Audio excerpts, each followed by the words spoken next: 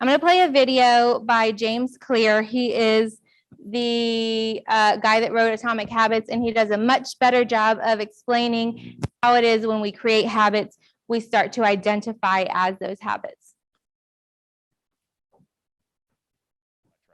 We often fear that in order to achieve something new, to become someone new, we have to abandon everything that we are. But in fact, that's not how it works. Change can happen plank by plank, board by board, habit by habit. And gradually, you can become someone new. With consistency and repetition, you can actually change not only your results, but actually your identity. Is because the more evidence that we have for a belief, the more likely we are to believe it. So if you go to church every Sunday for 20 years, you believe that you are religious. If you study Spanish every Thursday night for 20 minutes, you believe that you are studious. The actions that you take provide evidence for who you are.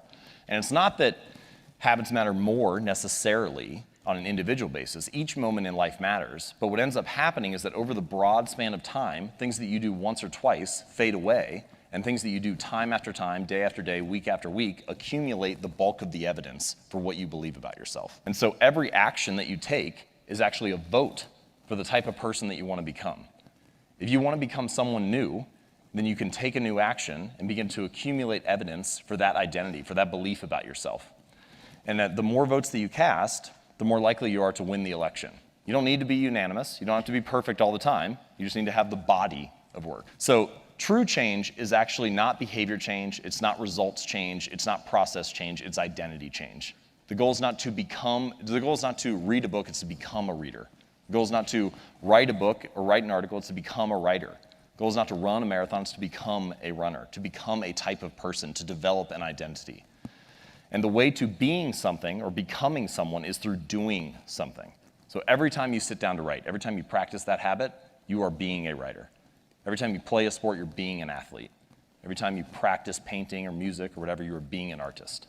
And habits are not only the method through which we achieve external measures of success, like losing weight or earning more money or meditating and reducing stress. They are also the path through which we achieve internal change and actually become someone new.